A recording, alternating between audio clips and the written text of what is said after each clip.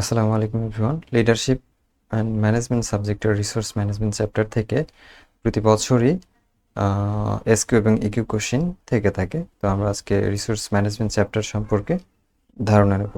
তো প্রথমেই আমরা দেখব যে resource management, definition of resource management, importance and purpose কী কী আছে, টাইপস অফ রিসোর্স, কী কী রিসোর্স আছে এবং সাথে এক্সাম্পল, রিসোর্সের কম্পোনেন্ট কী কী আছে রিসোর্স ম্যানেজমেন্টের, এবং what type of resource need for management, এবং ম্যানেজমেন্টের জন্য কোন ধরনের রিসোর্সগুলো দরকার।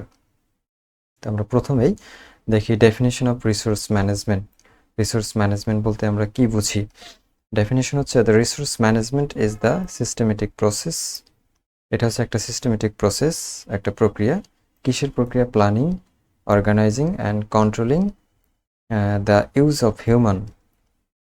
একটা পরিকল্পনা, গোছানো এবং নিয়ন্ত্রণ আকারে একটা পরিকল্পনা, যেটা হচ্ছে কিসের? Use of human, materials and financial and the informational resource to achieve organisational goals efficiently and ensure a better outcome. অর্থাৎ রিসোর্স ম্যানেজমেন্ট হচ্ছে এমন একটা প্রক্রিয়া যেখানে প্ল্যানিং থাকবে, অর্গানাইজিং থাকবে এবং কন্ট্রোলিং থাকবে, এবং এই সবগুলো মিলে আমরা হিউম্যান, অর্থাৎ ম্যান মানে ম্যাটেরিয়ালস, হিউম্যান ম্যাটেরিয়ালস এবং ফিনান্সিয়াল এবং ইনফরমেশনাল রিসোর্সগুলোকে সঠিকভাবে দক্ষভাবে ব্যবহার করতে পারবো, এবং ব্যবহার করে একটা অর্গানাইজেশনাল গোল অ্যাচিভ করব, এবং যেটা একটা বেটার আউটকাম নিয়ে আসবে। এটাই হচ্ছে আমাদের resource management.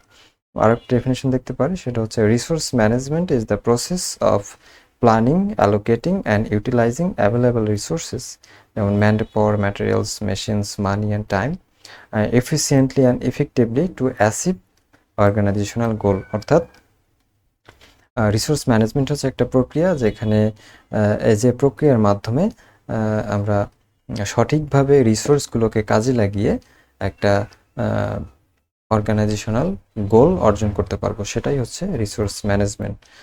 Example of resource management কী কী আছে? নার্স, ডক্টর, মেডিসিন এটসেট্রা, এগুলো হচ্ছে রিসোর্সের এক্সাম্পল। তো আমরা টাইপস অফ রিসোর্স, সংক্ষেপে আমরা রিসোর্সের কিছু টাইপস দেখব।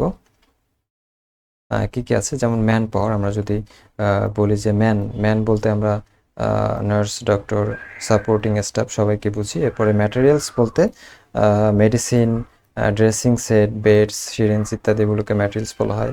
মেশিন বলতে আমরা বুঝি যেমন BP machine, infusion pump, autoclave machine. এরপরে মানি, যেটা ফাইন্যান্স ডিপার্টমেন্টকে বোঝায়, যেটা হচ্ছে বাজেট, স্যালারি, মেনটেনেন্স, কস্ট। এরপরে টাইম হচ্ছে একটা রিসোর্স, যেটা হচ্ছে duty roster, shifting, planning, break time. এরপরে ইনফরমেশন, যেমন প্যাশেন্ট রেকর্ড, প্রোটোকল, কমিউনিকেশন, এই সবগুলো হচ্ছে আমাদের রিসোর্সের টাইপস। এগুলো রিসোর্সগুলো কাজে লাগিয়ে আমরা একটা অর্গানাইজেশনাল গোল অর্জন করতে পারি। আমরা এই চিত্রটিতে দেখি যে রিসোর্স ম্যানেজমেন্ট সংক্ষেপে বলা আছে যে যেমন মানি বলা আছে, ম্যাটেরিয়ালস বলা আছে, টাইম বলা আছে, ম্যান পাওয়ার বলা আছে। মূলত এই চারটি যে টাইপস বা এক্সাম্পল দেওয়া আছে খুবই খুবই ইম্পর্টেন্ট রিসোর্স ম্যানেজমেন্টের ক্ষেত্রে। এবং রিসোর্স ম্যানেজমেন্টের আরও যে কিছু কথাবার্তা বলা আছে, যেমন এনশিওর অপটিমাল ইউটিলাইজেশন করা, রিডিউস ওয়েস্ট অ্যান্ড কস্ট, এবং ইমপ্রুভ প্রোডাক্টিভিটি, সবগুলো হচ্ছে রিসোর্স ম্যানেজমেন্টের উদ্দেশ্য। আমরা কম্পোনেন্ট একটু দেখতে পারি যে কম্পোনেন্ট অফ রিসোর্স ম্যানেজমেন্টের কম্পোনেন্ট কী কী আছে সংক্ষেপে একটু দেখে নিই। সেটা হচ্ছে প্ল্যানিং একটা component, organising, staffing, directing and controlling, সবগুলোই হচ্ছে আমাদের রিসোর্স ম্যানেজমেন্টের কম্পোনেন্ট। এমসিকিউ এই কোশ্চেনগুলো আসতে পারে। এরপর যেটা রিটেনের জন্য আসতে পারে, যেটা হচ্ছে অবজেক্টিভস এবং ইম্পর্টেন্স। অবজেক্টিভ এবং ইম্পর্টেন্স খুবই খুবই ইম্পর্টেন্ট, যে অবজেক্টিভ অফ রিসোর্স ম্যানেজমেন্ট অথবা importance of resource management. Objective কি? অবজেক্টিভ হচ্ছে ensure optimal utilisation all resources, অর্থাৎ যত রিসোর্স আছে সবগুলোর অপটিমাল ইউটিলাইজ, ব্যবহার করাই হচ্ছে, নিশ্চিত করাই হচ্ছে রিসোর্স ম্যানেজমেন্টের উদ্দেশ্য। এরপর রিডিউস ওয়েস্ট অ্যান্ড কস্ট, অর্থাৎ নষ্ট এবং যে আমাদের কস্ট আছে সেগুলোকে কমানো হচ্ছে রিসোর্স ম্যানেজমেন্টের উদ্দেশ্য।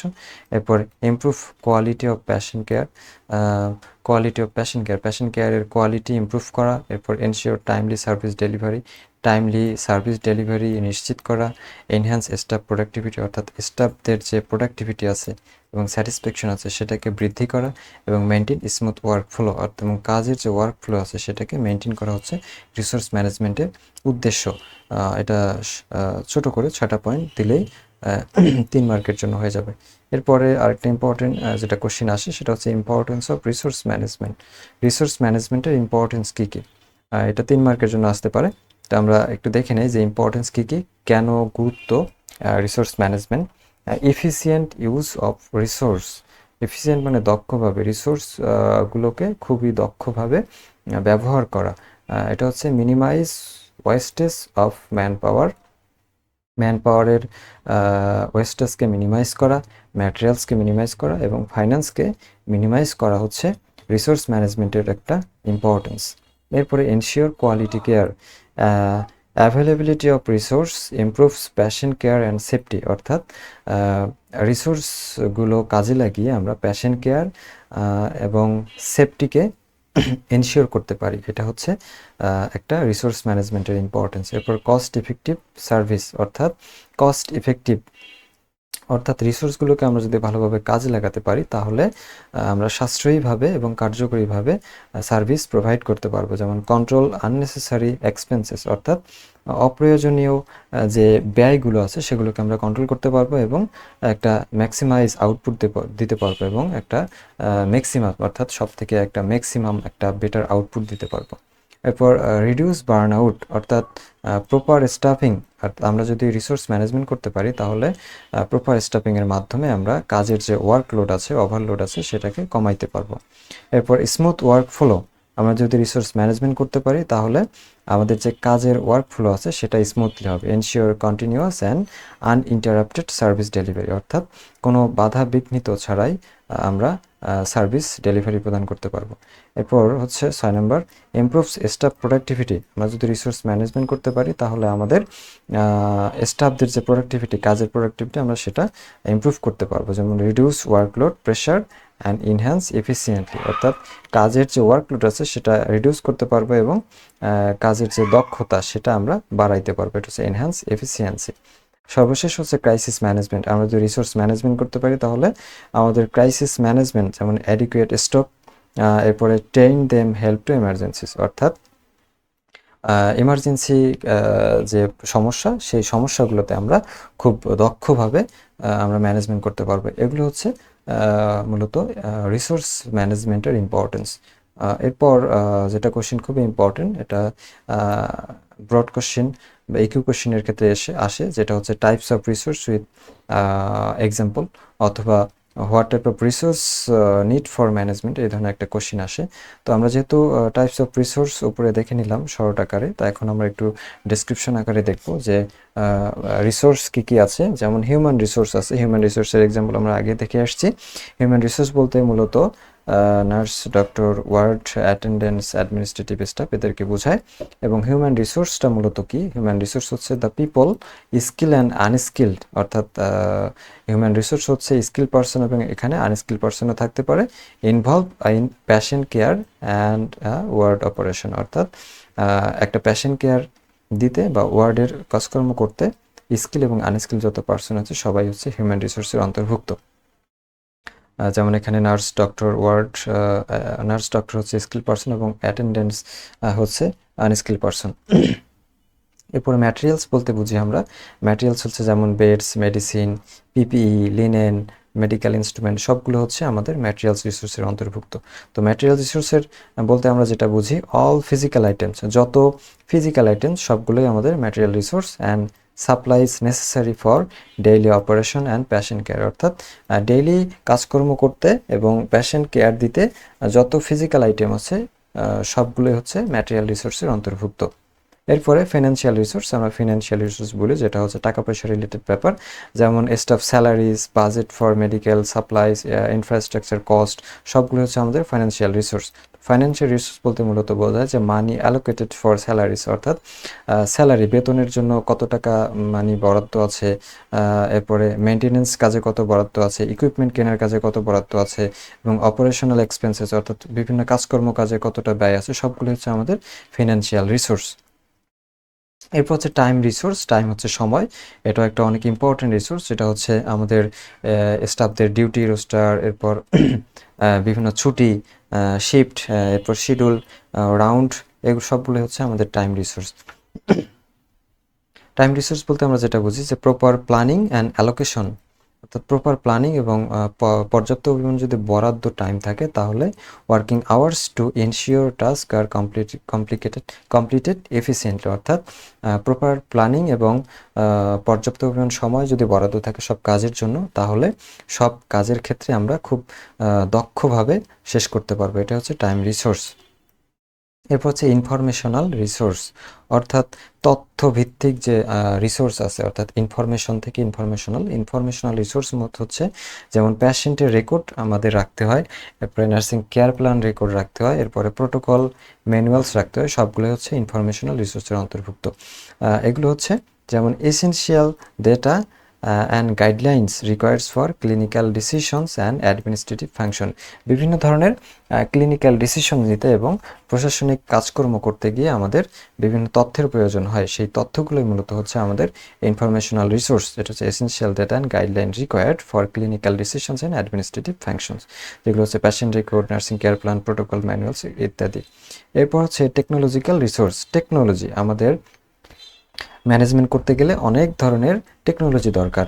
টেকনোলজির মধ্যে আমরা যদি বলি যেমন হচ্ছে ইসিজি মেশিনস, ইনফিউশন পাম্পস, এরপরে ইএমআর যেমন ইলেকট্রনিক মেডিকেল রেকর্ড, সবগুলোই হচ্ছে আমাদের টেকনোলজিক্যাল রিসোর্স। টেকনোলজিক্যাল রিসোর্স আমাদের কেন দরকার ম্যানেজমেন্টের ক্ষেত্রে, যে এখানে বলা আছে medical device and digital system use to support care monitoring and management, অর্থাৎ এই মেডিকেল ডিভাইস বা ডিজিটাল সিস্টেম আমাদের পেশেন্ট কেয়ার বা মনিটরিং বা ম্যানেজমেন্ট করতে গুরুত্বপূর্ণ ভূমিকা পালন করে। এগুলোই হচ্ছে টেকনোলজিক্যাল রিসোর্স। এরপর ইনফ্রাস্ট্রাকচার রিসোর্স, অর্থাৎ আমাদের যে অবকাঠামো, একটা প্রাতিষ্ঠানিক যে অবকাঠামো আছে, এটা হচ্ছে একটা রিসোর্সের অন্তর্ভুক্ত। যেমন আমাদের ওয়ার্ডের যে বিল্ডিং আছে, তারপরে অপারেশন থিয়েটার আছে, স্যানিটেশন ফ্যাসিলিটি, সবগুলো হচ্ছে আমাদের একটা অবকাঠামো। এই অবকাঠামো একটা রিসোর্সের মধ্যে পড়ে, যেমন যেগুলো হচ্ছে সবগুলোই আমাদের physical facility and environment where health care service are delivered, অর্থাৎ ফিজিক্যাল ফ্যাসিলিটি এবং একটা প্রপার এনভায়রনমেন্ট যেখানে আমরা হেলথ সার্ভিস ডেলিভার করে থাকি, এগুলোই হচ্ছে একটা ইনফ্রাস্ট্রাকচার রিসোর্স। এরপর আমাদের হচ্ছে এডুকেশনাল রিসোর্স। এডুকেশনাল রিসোর্স বলতে আমরা বুঝি যেমন স্টাফদের ট্রেনিং মডিউলস দেওয়া হয়, হেলথ এডুকেশন দেওয়া হয়, বিভিন্ন ওয়ার্কশপ করা হয়, এই সবগুলো হচ্ছে আমাদের এডুকেশনাল রিসোর্স। তো এডুকেশনাল রিসোর্স বলতে আমরা যেটা বুঝি সেটা হচ্ছে tools and materials used for staff training, patient education, continuous professional development, অর্থাৎ স্টাফদের বিভিন্ন ট্রেনিং, পেশেন্টদের এডুকেশন দিতে এবং প্রফেশনাল ডেভেলপমেন্ট করতে যে রিসোর্সগুলো আমরা ব্যবহার করি, সেই রিসোর্সগুলোকে মূলত বলা হয় এডুকেশনাল রিসোর্স।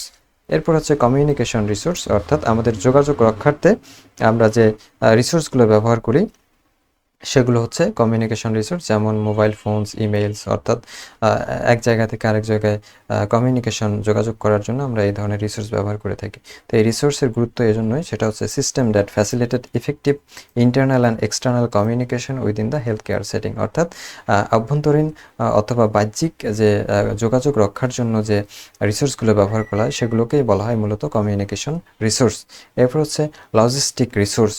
লজিস্টিক রিসোর্স বলতে আমরা মূলত সেই রিসোর্সগুলোকেই বুঝি যেগুলো হচ্ছে আমাদের system for managing the flow of material, supplies and equipment within the hospital, অর্থাৎ হসপিটালের যে বিভিন্ন ধরনের ম্যাটেরিয়াল সাপ্লাই আছে, সেই সাপ্লাইগুলোকে আমরা লজিস্টিক্স রিসোর্স বলি। সেই লজিস্টিক রিসোর্সের এক্সাম্পল হচ্ছে আমাদের inventory system, supply chain, storage room, আমাদের কী কী ইনভেন্টরি আছে, কী কী স্টোরেজ আছে, মেডিসিন বা কী কী সাপ্লাই আছে, সবগুলি হচ্ছে আমাদের লজিস্টিক রিসোর্সের অন্তর্ভুক্ত। এরপর এমার্জেন্সি রিসোর্স। এমার্জেন্সি রিসোর্সের মধ্যে আমাদের যেগুলো আছে যে স্পেশালাইজড রিসোর্স, অর্থাৎ আমাদের এমার্জেন্সি কেয়ার প্রোভাইড করতে যে রিসোর্সগুলো দরকার সবগুলো আমাদের এমার্জেন্সি রিসোর্সের অন্তর্ভুক্ত। Specialised resource reserved for managing emergency situations effectively, অর্থাৎ এমার্জেন্সি সিচুয়েশন মেনটেন করার জন্য আমরা যে রিসোর্সগুলো ব্যবহার করি সবগুলোই হচ্ছে আমাদের এমার্জেন্সি রিসোর্সের অন্তর্ভুক্ত। এর এক্সাম্পল হচ্ছে এমার্জেন্সি ক্রাশ চার্ট, এরপরে oxygen cylinder, fire safety equipment, সবগুলি হচ্ছে এমার্জেন্সি রিসোর্সের অন্তর্ভুক্ত। সর্বশেষ আমরা যেটা বলতে পারি সেটা হচ্ছে পলিসি অ্যান্ড রেগুলেটরি রিসোর্স, অর্থাৎ আমাদের যে প্রাতিষ্ঠানিক বা একটা অ্যাডমিনিস্ট্রেটিভ পলিসি মেকিং করতে হয়, সেই পলিসি মেকিং বা সেটা নিয়ন্ত্রণ করতে বিভিন্ন রিসোর্স দরকার, সেই রিসোর্সগুলোকে বলা হয় পলিসি অ্যান্ড রেগুলেটরি রিসোর্স, যেগুলোর এক্সাম্পল হচ্ছে হসপিটাল পলিসি, একটা হসপিটালের পলিসি থাকবে, এরপর ন্যাশনাল নার্সিং কাউন্সিল গাইডলাইন থাকবে, এরপর ইনফেকশন কন্ট্রোল প্রোটোকল থাকবে। সবগুলোই হচ্ছে একটা পলিসি অ্যান্ড রেগুলেটরি রিসোর্সের অন্তর্ভুক্ত, যেটা ব্যবহার করা হয় মূলত legal guidelines, hospital policies and standard operation procedures that direct nursing practice, অর্থাৎ এই লিগ্যাল গাইডলাইন, হসপিটাল পলিসি বা স্ট্যান্ডার্ড অপারেশন মেনটেন করার জন্য আমরা যে রিসোর্সগুলো ব্যবহার করি, সেই রিসোর্সগুলোকে বলা হয় মূলত পলিসি অ্যান্ড রেগুলেটরি রিসোর্স। মূলত রিসোর্সের টাইপস এবং ডেসক্রিপশন এভাবেই পড়লে হয়ে যাবে। সো 10 মার্কের জন্য আশা করি এটা একটা পর্যাপ্ত আনসার।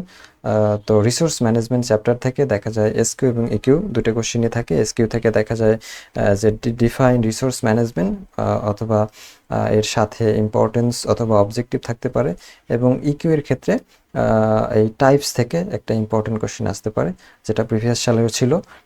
টাইপসের কোশ্চেন এভাবে আসতে পারে, ডাইরেক্টলি বলতে পারে যে টাইপস অফ রিসোর্স, অথবা এভাবে বলতে পারে যে type of resource need for management, এ ধরনের কোশ্চেন আসতে পারে। সো আশা করি সবার কাজ লাগবে। ধন্যবাদ সবাইকে।